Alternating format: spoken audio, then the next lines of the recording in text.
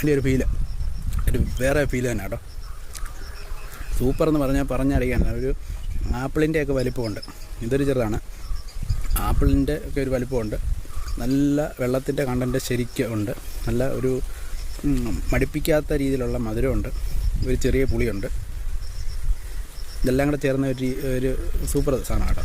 അപ്പോൾ നമ്മളിങ്ങനെ വെയിലത്തൊക്കെ നല്ല രീതിയിൽ വർക്കൗട്ട് ചെയ്തിട്ട് വന്ന് ഇങ്ങനെ മരത്തിൽ നിന്ന് പറിച്ച് കഴിക്കണം. മരത്തിൽ നിന്ന് പറിക്കണമെങ്കിൽ എന്ത് ചെയ്യണം? മരം വെച്ച് പിടിപ്പിക്കണം.